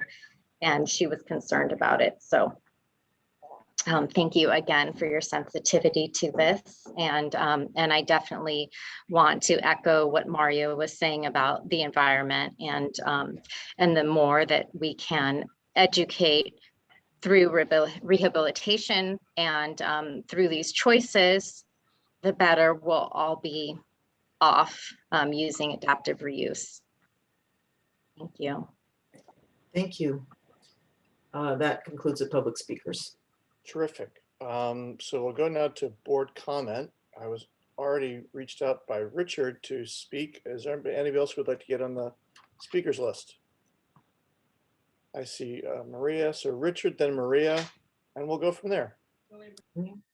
Thanks, John. I want to apologize for the viewers at home and my colleagues if you saw me like screaming in my house, the dogs, the teenager, and everything goes crazy. So it had nothing to do with the speakers. I don't want those faces of the Zoom session here. I want to say thank you to Carrie and to Steve for the work that they've done, and also to the Conservancy as well. And I really appreciated both Ruth Ann and Nina's comments to me as well, Ruth Ann's tonight and Nina's, and my being able to chat with her last week, and to Steve Massetti, who spent, I'm sure, not only time with me as one individual board member, but with lots of others to get questions addressed. And thank you very much, Lori. Those clarifying questions helped me quite a bit. I just wanted to be able to share with my colleagues kind of the way I was thinking about this, because I am inclined to encourage, well, I encourage us to include some of the local criteria to 1, 2, 4, and 5, and I'd like to be able to talk about that. But I want to be able to share with what or how I came to that. And when I was thinking about this, and when I first connected with Steve, I wanted to make sure that I was understanding the larger question. And I do understand that this board policy, and I think it needs to be said over and over again, is an illustration of the collaboration and the good works of the school district and the community. Steve, you're up there in the left-hand corner, so I'm gonna make sure I'm getting this right. So nod to tell me if I'm saying something that wasn't accurate. But I appreciate that you and Carrie have worked with the Conservancy, and that this policy comes as a way of demonstrated commitment to working together with the community. And that being said, when I was trying to figure this thing out and reviewing the local standards, and as the co-director of the Public Policy Institute at Santa Monica College, it's not lost on me that oftentimes local standards, whether it be state as compared to the federal, or here in this case, local as compared to state and national, that the political sensibilities of the community itself can be really adhered to. And so I wanted to say that it meant a lot to me to look at the kind of political sensibilities, or the sensibilities, I should say, of the people of Santa Monica, and what we've done as a city with regards to the ordinance, and how we've articulated what's important to us as a community. And I think that this is, is important to lots of us when it comes to housing, when it comes to social services, that which makes Santa Monica, I think, in my view, and I'm sure all of ours, a very special place where we've been able to do so much more than what might be kind of the overarching meta directive, or what we call grants and aid, and kind of study of politics with regards to what the state or the national government puts on us. So I was very much wanting to make sure that we could respect that. And I heard, I think it was Ruth Ann's comments at the beginning, her public comment, is that in noting that one, the policy and the administrative regulation is really a reflection of this engagement with the community, and also a tipping of the hat, if you will, or a recognition of the sensibilities of the community. I also then wanted to make sure that I was understanding kind of what the main question was. I understand that our staff rightfully wants to protect the district and make sure that there is flexibility in our projects as we move forward. And the question was, by way of including these local standards, would we be harming the district moving forward? Is this regulatory, or would this be or could this be at least conveyed in a way that it was permissive and would allow us to develop an HRI that is rich and thorough and identifies on the front end, so that we can do good planning and make sure that we don't find ourselves in a position of 11th hour kind of deliberations and conversations and politics like we have with other buildings. I think I got those answers right. And I know that maybe the attorney tonight or some of the comments had me want to make sure that I can kind of delve in a little bit more with that. So I'll be eager to hear what my colleagues have to say. But I'm inclined, not with all of the items, but the 1, the 2, the 4, and the 5. Interested in seeing what the board thinks, my peers think about that tonight. But I wanted to share how I came to that place of thinking that it's important for us to reflect our local sensibilities here in this policy. So that's very important to me. And then the policy local standards, I just want to make sure, because my one shot at this. I like this notion of the local sense of place, the conservative, all of the stuff that has been mentioned. I do hope that we can find a middle space here to include this here into our discussion this evening and what the outcome is. I think that's it right now. I know I'm forgetting something, but I'll try to hold it to the one talking point tonight. Thanks, John. Sorry about being kind of Maria and then Lori. Up there. No. Thank you, Carrie and Steve. I think you did a great job. And, I think we've done a really good job in terms of collaborating with the community on this. I know I've had conversations with Nina Fresco and Ann Hoover on this and with Ann last week, right before I think it was last Thursday before this meeting. And going back, just having good conversations in terms of where we go with this. And for me, it's real simple. I think if we keep to the generalities in terms of what the national and the California state, registers, to set up the HRIs, I think it's good criteria. I think when it comes down to it, most of the time, the community is going to weigh in either way, whether we have a local or not. And my only concern is that if we do include a local, to me, it's too subjective. It's very subjective. And knowing this community and knowing how there's been a lot of issues even with the city in some of their art projects, and they came to it. It goes back and forth all the time. And it gets into some heated arguments based upon, individuals, persons' political perspectives, artistic perspectives, everything that sometimes doesn't really have anything to do with the actual building being a historical piece, but it's just somebody's own perspective on things. And, I like that, but in some cases I don't, because like I say, art to me or the historical piece is in the eye of the beholder for me. And somebody might think of a piece, a building as very artistic, and some might not.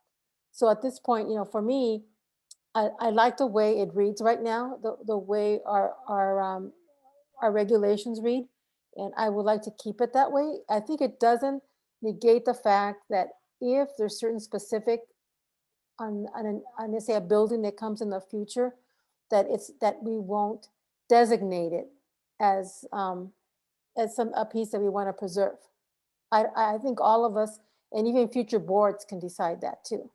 I think, but for me, the fact that the criterion that they were mentioning on 1, 2, I think 4 and 5, again, it goes back to I think the subjective criterion of individuals regarding, their perspectives on specific works of art or architects.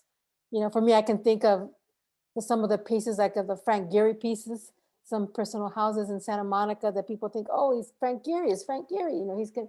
And I go, okay, fine, but I don't necessarily like all of Frank Gehry stuff. It might be great, but for me, I don't particularly like all his stuff. And I've seen a lot of his stuff. I was in Paris and I got to see his in the museum that he built over there. But I'd rather just keep it in general, and I like the way we have already had that conversation, and it wasn't like we worked in a vacuum. I think we work really diligently, I think, with community, and it almost comes to the point we come to a nice consensus, I think, of moving forward. And it doesn't mean that everybody's going to get their way on these particulars. No, I think we come to a good. I think it was mentioned earlier that our basic board and our regulations are good as it is, as they are, and I think we should keep in that way. I'll leave it at that. I agree. I move forward the way everything sits right now. Thank you. Great, thank you, Maria. I'm gonna hop in here before Lori, because she spoke once already. Sorry, Lori. I really appreciate. Lori didn't speak, though. I just want to tell you, Lori didn't speak. She had a clarifying comment. Oh, no. Don't worry about She it. gave me the, But I mean, it's true. She didn't speak. It was a I know, but clarifying she comment. gave me the hand to go. She told me to go. So I'm going to say that I appreciate what my colleague Maria just had to say, because she's right. We are in a community that no matter what comes to us, there's going to be a variety of opinions, and one man's treasure is another man's trash. And I'm glad Frank Geary's not listening to our meeting tonight, Maria. But I will say this. I will say this. Constructive criticism, right? So. In factoring in what Maria is saying, and I agree with her opinion, I feel that no matter what we do, no matter what comes up down the road, there's going to be that loud portion of our community that views something as significant, and they demand to be heard. And it's not asked to be heard, they demand to be heard. We live in a community that has a lot of opinions. And in light of that, I think that accepting the limited number of the Santa Monica criteria could actually be helpful to us moving forward. I think that no matter what happens, we're going to have discussions, arguments, disagreements, whatever you want to call them. But I think the limited scope of, I think Richard said 1, 2, 4, and 5. I think the limited addition of those, while yes, it does complicate things slightly, I think we will see a benefit from the partnership. Even though I said I don't want to tie the hands of future boards, I think this limited addition could actually help us moving forward. So I would be in favor of that. I would not include Malibu with this. I'm not going to saddle Malibu with a Santa Monica conservancy recommendation, but I do want Malibu to have the opportunity to come up with an AR that suits them. So that's where I am right now on this. Sorry, Lori, your turn to speak. And then do I have Jennifer or Keith or Craig who wants to jump in? I see Jennifer speaking after Lori, and then we'll see if Craig and Keith have anything to add. I was thinking of picking up on what you said and actually making a motion to structure the discussion, which is what Richard likes us to do, and I don't usually do. So I can do that, or I can make comments and wait for other people and then make a motion later. It doesn't matter to me. Chair. I think I would just, I think, Richard sort of gave a point of view. I agreed with it. I would just give your comments, and then we can make a motion when we're finished our comments. Okay. Safe. I think I would say that I do agree with everybody who's spoken so far, but particularly to what John just said, my version of that is, I think that these issues are going to be continue to be raised anyway in some manner. And I have come to the conclusion that both in the spirit that Richard expressed really well, and because I think these issues are going to need to be aired anyway, I think we're better off just letting them be aired from the beginning. And I do agree with Maria that the criteria are broad. That's why I absolutely would never support 6. And I think 3 has the potential to be way too broad, and it's already covered anyway by one of the California Register criteria.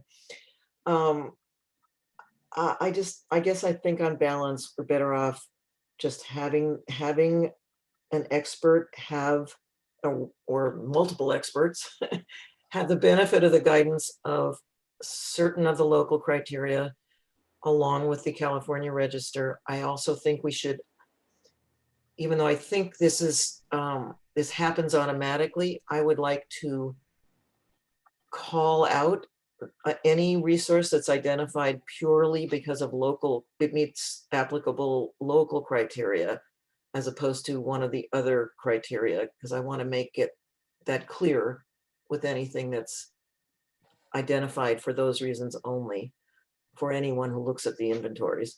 Though I think I understood our lawyer to say that it doesn't really matter because that it will be considered different anyway.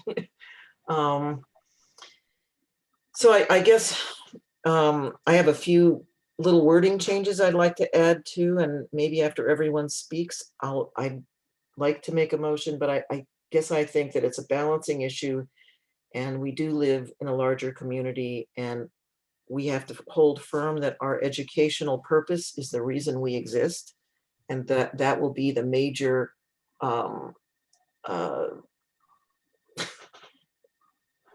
criteria that guides anything we do, and it will be the ultimate decider.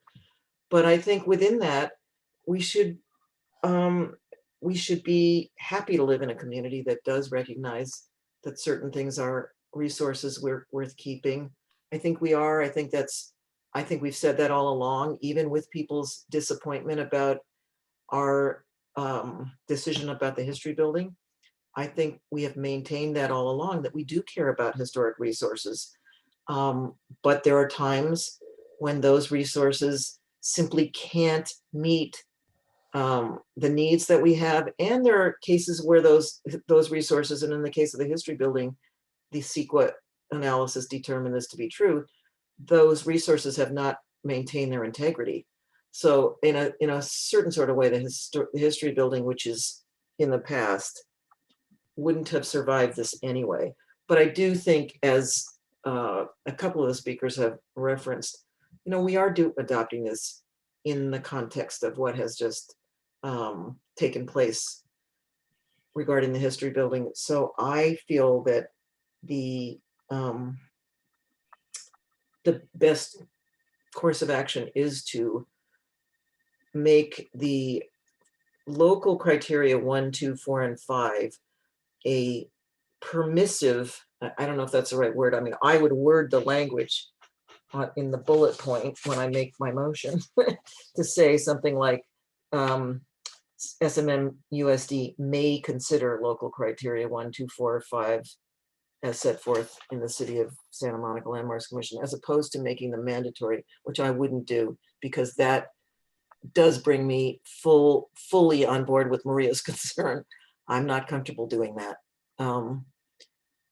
So anyway, I'll stop with that. And again, most of the issues I think we're talking about are in the AR, not in the board policy itself. So that's why I wanted to join the discussions. I had Jennifer next to speak, and Marie, did you want to just comment something to Lori real quickly, or? Okay, Jennifer. I can follow. I have some changes with what Lori's saying. Go ahead. Okay, let me see. We'll go through one loop, and then we'll come back to that. So Jennifer. Oh, okay. Well, I would really echo all of my my colleagues' comments, and I agree. And I think that I've really struggled with trying to find that balance, and I think that you've all done such an amazing job at presenting something that can be really great in our community, because the fact is I don't have a deep history of Santa Monica, and I would be sad to lose something of significance that we just didn't recognize. But of course, our first mission is the education of our students, and so to be able to blend that, I think is brilliant. And I look forward to being schooled on some historical resources of Santa Monica on our school sites. And I would say I actually was thinking, I was wondering why the local criteria didn't include more words like significant and distinctive, because we want to make sure when we do this that it really is significant. And so I was wondering if that's a possibility, but I don't know what that does to a preservation level. So I refer to anybody who, if the word significant in a policy creates some standard that I don't know about, I would like to know that. So I just think that we're on the right track. So I will let it go at that. Great, thanks, Jennifer. Keith or Craig? Keith. Thank you. I appreciate everyone's humble review of the issue at hand. And it really speaks to something that hopefully we're able to continue to do, which is really kind of practice an open and deliberative democracy where certain kind of consensus decision-making can occur, where individuals' thoughts and impressions are respected, so we can have a civil discourse. Now, one of the things that it's clear is that preservation of history is important. We can see that with some of the work inside of the city of Santa Monica, finally recognizing through the Belmar project of pieces of history for African Americans that were raised due to government policy. So there is a need for that.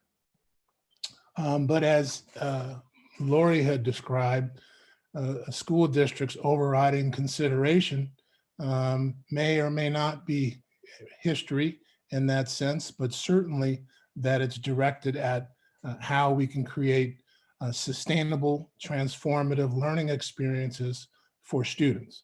And I echo her sentiment, and that I believe should be the overriding sentiment for most of the decisions that a board and district staff make.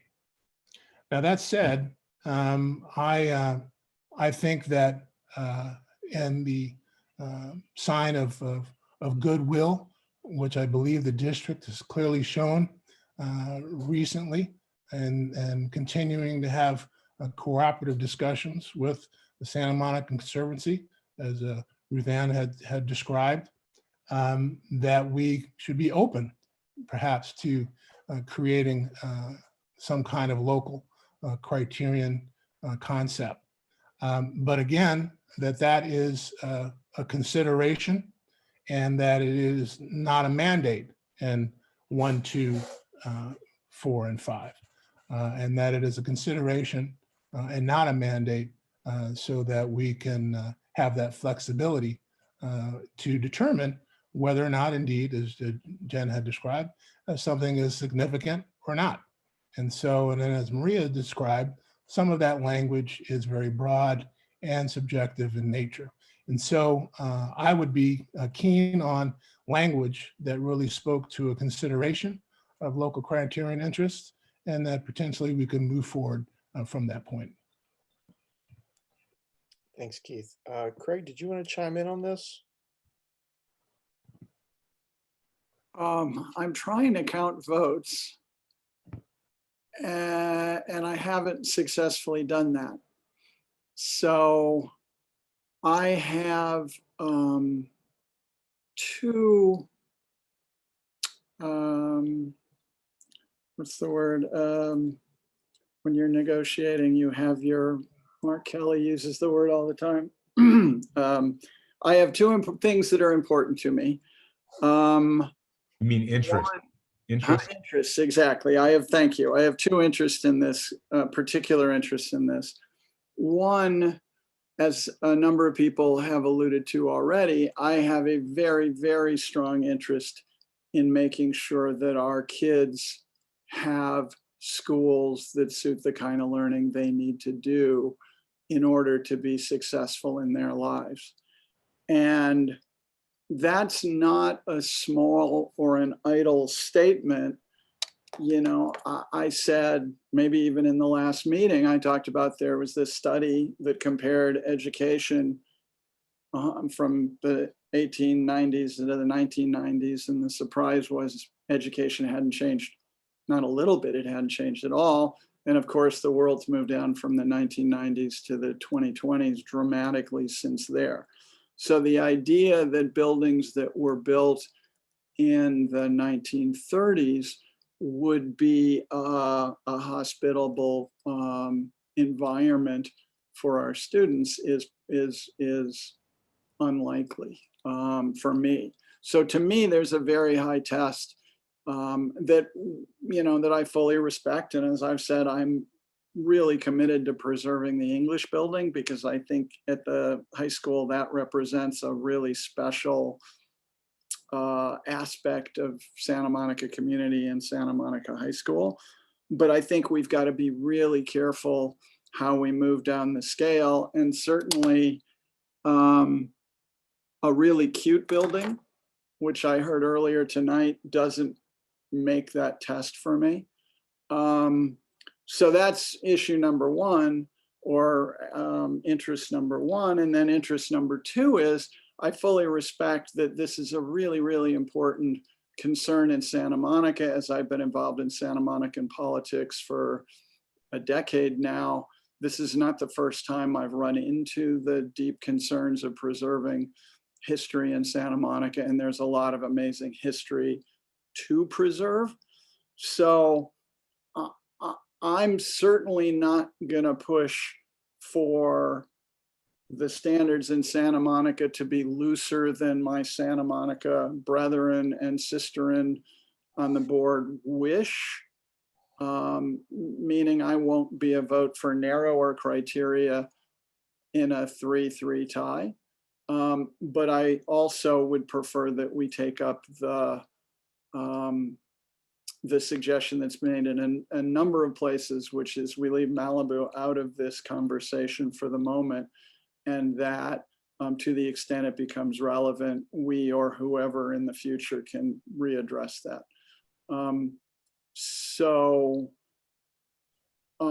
Yeah, I guess that's the simplest for the practical thing for me, for you guys, is I'm not going to be a vote for narrower criteria if there aren't already 4 votes, if that makes sense. Could I just get Craig to clarify what he was saying about the Malibu part, though? Are you just talking about the local criteria or the entire policy? No, I'm fine with the policy as written. I do think that there are important standards that we need to cleave to. I just, to add, it adds among other things, it adds complication to something that's already very heartfelt, which is we can't be applying Santa Monica Conservancy standards to Malibu to begin with. And it's just, and we also don't have buildings from that era. And our buildings were never built with any sort of drama in mind. They were always built functionally. And Malibu High School wasn't even built as a high school. And besides, the EIR is done on that. The EIR may be done on Malibu Elementary. So we're really only talking about Webster, which is certainly not, I think, it is neither cute nor is it historical. So I think it is best left off the table completely in Malibu. That would be my suggestion, but not with regard to the current policy, but with regard to any changes to that policy, any added tightness to the policy. And yes, Lori, I would be a vote in favor of what the staff brought before us. What I'm saying is I would not be the 4th vote in favor of further tightening that policy. No, I hear what you're saying. I just wanted to clarify what you were saying about the Malibu. John, could we entertain Lori's motion since all of us have spoken? Maria wanted to add a couple things, and then I was going to go to Lori for a motion. Go ahead, let Lori make it, and then we can take it from there. Right. Lori. Okay. And maybe we should do 2 motions, because maybe the easy one is to just adopt the board policy, and maybe we should just start with that. And I'll make a motion to adopt the board policy as is, with one little piece that I don't understand, which is it seems to trail off because something got dropped at the end of the very last bullet point in the policy. So I don't know what's supposed to be there. Carrie or Steve, maybe you could, I asked this before offline, but I don't have it in front of me, but in my version, it's the last bullet says, striving to meet sustainable environmental goals, which could include historic preservation and adaptive reuse by continuing the use of historical, and then it has nothing. I heard. Yeah, that's actually the sentence. And that's actually the sentence. By continuing the use of historical resources? Yeah, it might not be a well-written sentence, but that was the whole sentence. Yeah, I got you. That's probably why somebody stopped there and got distracted and didn't finish the sentence. Mhm. Well, it could be worded better, but I think we can probably live with it. So, Lori, so just so I. So I'm going to move right now, I'm going to move the board policy and then. I some second the more board changes policy. I would add to the other one. Okay, so Lori has made a motion to approve the board policy as submitted. Maria has seconded it. I'll ask for any other comments or questions. Richard.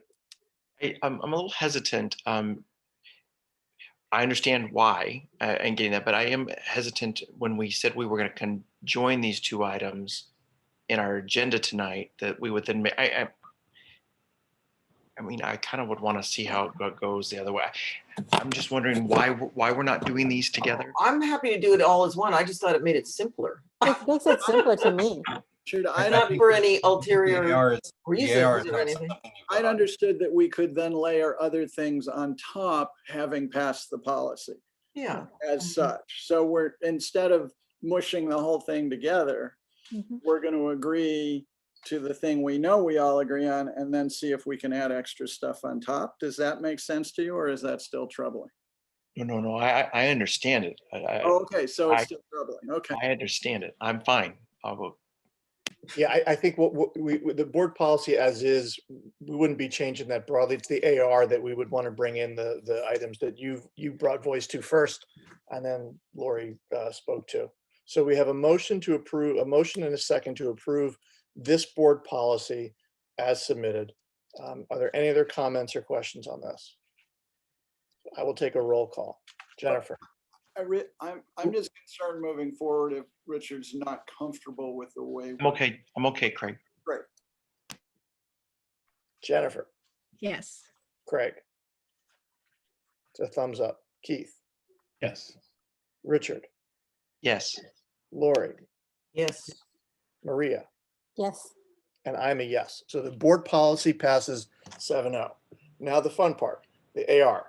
Who wants to address the AR? Lori. Well, I think it's easier to address if I make a motion. Okay, great. Make a. So I'm going to make a motion that we adopt the AR with the following changes. First, and this is probably the only one that's controversial, is adding a third bullet. I'll give you language, but I think it can be massaged before this comes back as an information item, assuming it even gets adopted. So I would add a third bullet item that says SMMUSD may consider local criteria 1, 2, 4, and 5 as set forth in the City of Santa Monica's landmark ordinance with respect to Santa Monica schools only. And then Lori, can you read that one more time? Let me say one more time for you, please. Yeah, I mean, we may want to say it better than this, but SMMUSD, I'm trying to make it parallel with the others.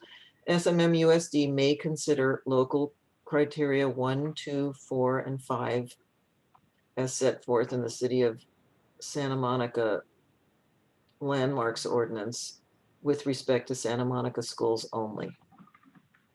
I guess we have to do. Yeah, I think that would do it. And if somebody wants to massage the language of that, that doesn't matter to me. I think that gets the concept.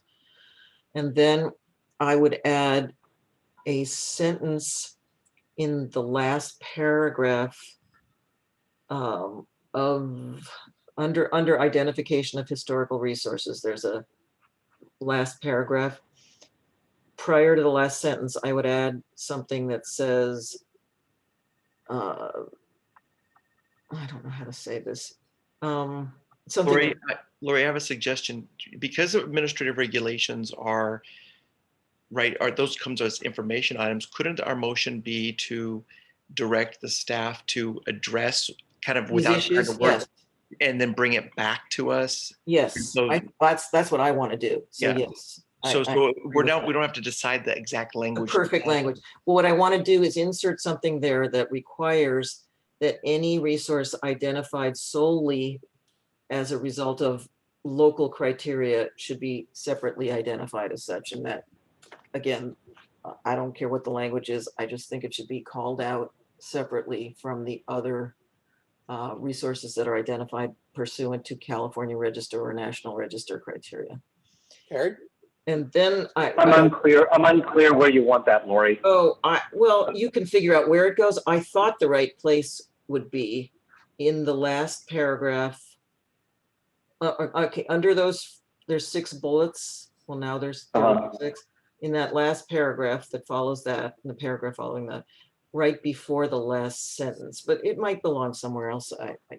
Richard is right. As long as you get the concept, you can, I don't care if you decide that it belongs somewhere else, and it might be somewhere else. And then I do have a few wording changes that I really do think are important. For instance, I think in the very first paragraph under identification of historical resources, it should say prior to approval of either, so insert the word either, a master plan or design of a school facilities project, because I think that's what you meant. And I read this a lot of times before I figured that out. And then back to that same paragraph below the bullets, I think it says the administrative regulation is proactive. I think the word is prospective. And excludes projects where historical resources assessments were completed during CEQA. I think it should say CEQA compliance, not clearance. And on the second page, under historical resources under CEQA, there's a few funny wording things. So in the first paragraph under historical resources under CEQA,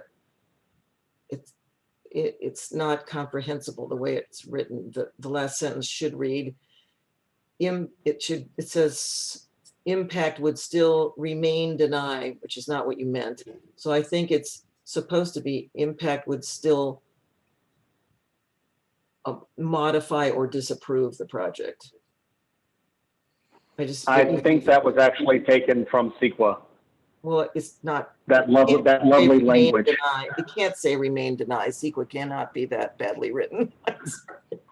You'll have to look at it. And then there's one other place that's like that, which is in the paragraph that begins, CEQA defines a historical resources as, in the second to last line of that, it says identified designated. It can only be one or the other, and it doesn't matter to me which it is. You figure out which it is, but it's not both. And I can share these if you don't. I mean, I just think these should be fixed for anybody who's going to be reading these. And that would be my motion, to include all those things. Okay, so just so I can be clear on this, it sounds like, so what because again, we don't approve, the AR gets written, we don't approve the AR formally by vote. I want to make sure that the board, it seems like the core of this change is the addition of items 1, 2, 4, 5, and some additional language to clarify. I just want to make sure that the 7 board members, from what I heard, I believe that at least 4 board members are in favor of this. I just want to make sure that if anybody, if a board member does have issue with this, to speak to it now. Yes, Maria. And I agree. No, I'm willing to, we're negotiating here, right? We're having a discussion here. No, I agree. I like the way Lori framed it, in the sense that it's not the inclusion of one of the local, criterion 1, 2, 4, and 5. Like she said, it wasn't going to be mandatory, that we would look at it. The only things I would do, like a criteria number 2 of that piece, because sometimes some of those wording is very specific, very subjective, which is, it says it has aesthetic or artistic interest or value, which is great. But then it says, and other noteworthy interest or value. The other noteworthy, I mean, that's open for a lot of interpretation there. And it leaves, for me, it leaves it too open. So I would strike that or other And the other piece too, on number 4, where it talks about the, you know, the distinguishing architectural characteristics, valuable study of a period, style, method of construction, and even indigenous materials is fine, or I don't know, we would find it, or craftsmanship. But the other one is, or is a unique or rare example of an architectural design detail, or, I mean, there again, those words of unique or rare example, I would strike those because that's all interpretive of a person. The other ones, I think you can, I think it's enough criterion there on number 4 that you would need to be as specific, you know, because that's based upon a person's interpretation of what that was. And I'd be even in this case, I will throw in 5. I would leave the example of the work of a product of a notable architect like Frank Gehry, give him benefit of the doubt and leave him in there. So I wouldn't even change number 5. But the only changes would be on 2 and 4, where it does have the specific wording that is just, for me, a bit too subjective. But the rest is fine, you know. I would agree, you know. I'm willing to compromise and work with everybody here. So. TJ, I see your hand up. Thank you. I appreciate Maria's comments, though I don't think that I'm seeing things differently. So this is why I was wondering why we were taking these separately. The policy has now been approved by this board. And that is what we do, right? We hire a superintendent, we make board policy. The administrative regulations will be that kind of blueprint for our staff and how they operate, how they meet our policy. I am in favor of taking as Lori stated, and keeping the language, the verbiage as what it is in the local ordinance for the city of Santa Monica.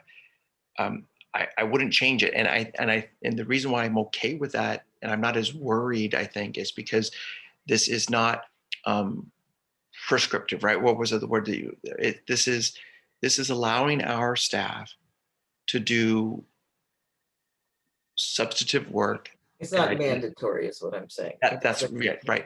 But so what we're saying is we want our staff to hear and to hear and to focus on these 1, 2, 4, 5, these 4. And when they present to us as a board, we're going to have this data. We're going to have this understanding. We're going to know. I think one of the speakers, maybe it was Mario, that talked about all of the other components that, you know, we're going to have a catalog, if you will. I think that's important. And it's important to note that it's not going to be mandatory, because just as Lori and others have said, there's going to be future votes about projects, et cetera. So I don't see the need to be so specific here when we're looking at AR versus board. And so I am one who says, I'm happy with what Lori said. I hope we get to take a vote on that before we start to maneuver in striking the words there. And I don't know if there's a second yet for what Lori said, but if there isn't, I would like to make a second. Okay. And again, this is me trying to sort through the mechanics of this. The AR will always be an information item. So it sounds like what Lori has suggested with her motion and what you've just seconded is to direct staff to incorporate items 1, 2, 4, and 5 into the new AR, and to exclude facilities in Malibu from Santa Monica criteria. And then as far as the wordsmithing, we will give staff the space to create the AR that they see fit, and then we can still address that at different times. Sarah, yes, you're going to help me? Sorry, yes. So this evening, the item appears as adoption of AR 7113. So at the next board meeting, it'll be under information as revision to AR 7113, and those will be in there. Did that clarify? Sorry. Yeah, so we haven't adopted it tonight. That's what confuses me. So because you adopted the BP and the AR goes with it, okay. It appears under information as adoption of. And So then by adopting the BP, we have adopted the AR. Yes. We are just making changes to it that will come back to it next meeting for information. And those changes will reflect the incorporation of the Santa Monica criteria 1, 2, 4, 5, and the exclusion of Malibu facilities from Santa Monica criteria. Plus all the other changes from Lori, yeah. Okay, and then that will be the next nibble for the board to say anything or address it. Okay, so it seems like that's what we should be doing as opposed to trying to wordsmith something now. Yeah. Okay. I feel like we sort of, we buried the lead, like we did the big part. Now I feel like the balloon just went like. Well, but do we have to get our feet back underneath us next time to re-engage here? I mean, I would love to see us agree with what we mean and then bring that back so we can move through this. I mean, in a perfect world, this would just be, this is what we said. We all agree this is what we said, and we move on. Because, you know, we're having another special meeting tonight. We, the board is suffering from an overload of board items versus board time. So I'd like, if we could, it would be nice while we're all here and we're organized and we've had the public comment to tell staff what we want them to bring back.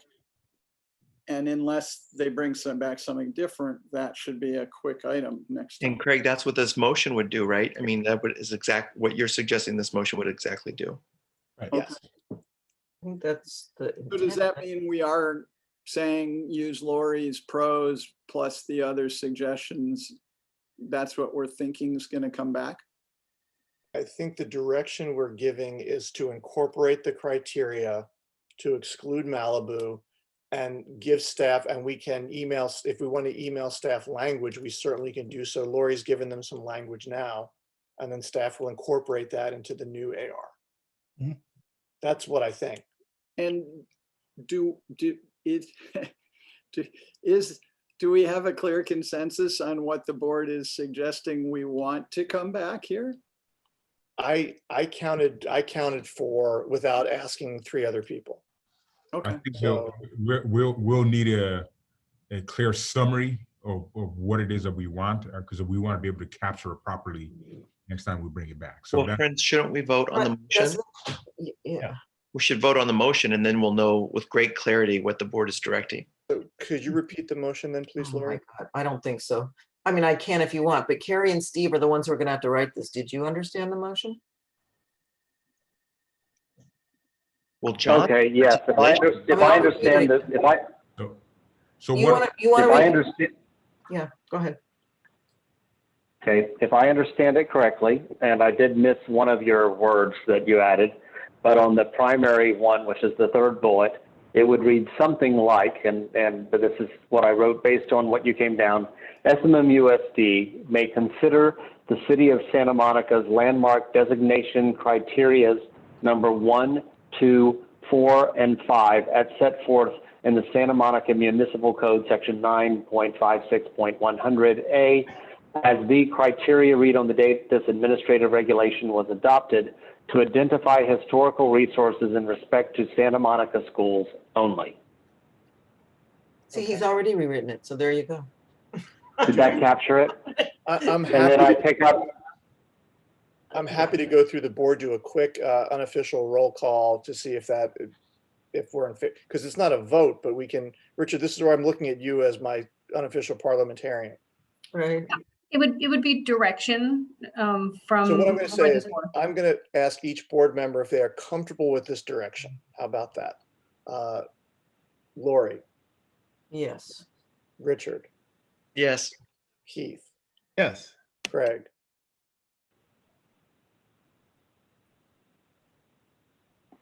Can you ask me last, please? Jennifer, Yes. Maria, I gave my comments, but nobody took them up, so I'm a yes. I'm a yes.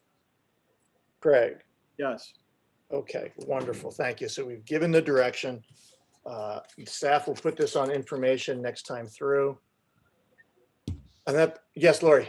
I want to, I don't know how, this is another, maybe it's an issue for direction. I would like to say that in the course of obtaining public input, we've received a lot of emails, particularly form emails that really concern me because they contain a lot of inaccuracies and misinformation and basically what I would call sloganeering. And so what I would like to do is to see if at least 4 of you agree that we should have the staff do a response to the form emails and correcting some of the misinformation. And among those things, I would include implications about bond audits as if we don't do them, which of course we do annually. We're required to, and we do.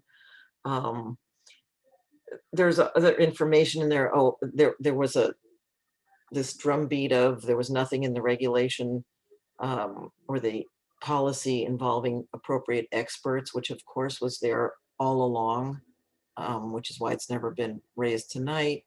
There are just a lot of things in there, along with something I'll just say, which is that this notion that adaptive reuse as a concept was just invented yesterday is ridiculous. And I guess I just want to say, and I want this to be said somehow publicly, that with all the bond money we've spent, most of it has been spent on projects that involve modernization or adaptive reuse.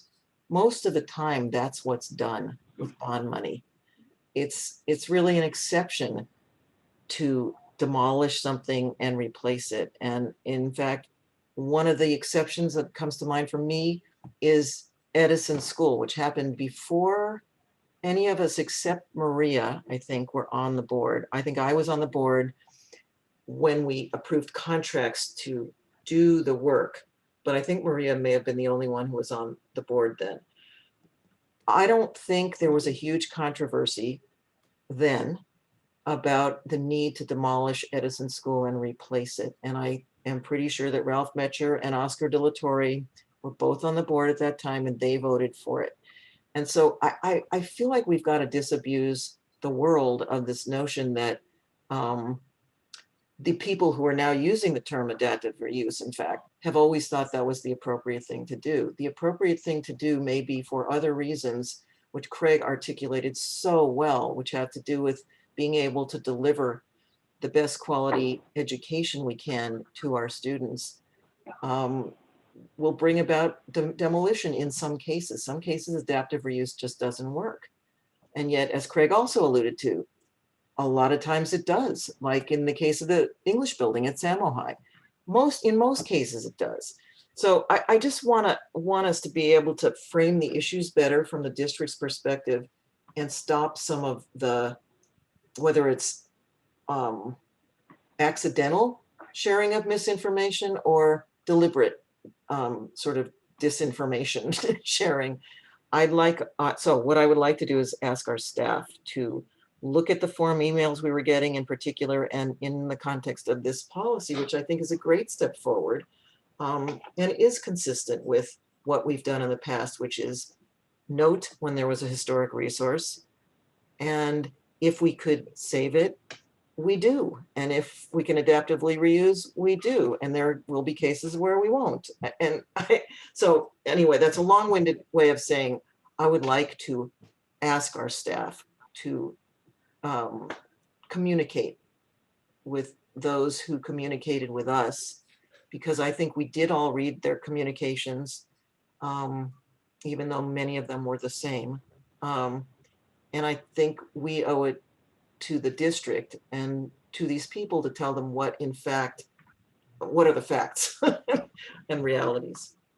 Well, I saw 4 hands doing this, which means that at least 4 board members are in favor of it. So I think staff got some direction there to please set the record straight, so that we all can have opinions, but getting the facts out. Unless anybody, yes, TJ. I just want to say thank you to Carrie and Steve. I know that they do incredible work for us, and we push them some ways, and they're like, but I just want to be one to say thank you very much. Thank you. Yeah. I think we'd have lots of hands going for that. Yes, Ben. I think to Lori's point, in reading some of those form emails as well. Like I said, I don't know if it's purposeful or, but there's just a lot of conflation of the revenues that come to the district in terms of bond funds versus general That funds. too. And but there's so much confusion that as if we can use bond funds for general fund expenditures. So I just want to make sure that the community hears this. When people are saying bond funds could be used for teachers or for other operational costs, that's not the case at all. It's illegal to do that. So general funds pay for the operations, salaries, and everything else, and then the bond funds pay for the capital expenses. Yeah. Great. All right. So staff has plenty of direction. Thank you all so much for your work tonight in getting this organized. It definitely took a village to get this one, but we did something exciting tonight. We did something good for not just our schools, but good for our communities. And that's something to be happy with. On that note, I will adjourn and we can do this again in 9 days on the 18th. Thank you all so much.